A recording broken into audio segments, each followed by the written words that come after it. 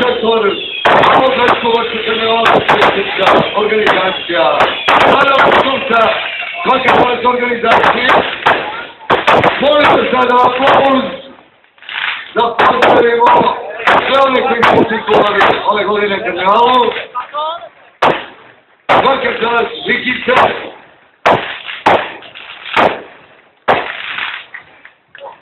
Kako dobro vatrone, gdje si napravili ovakve vatrone?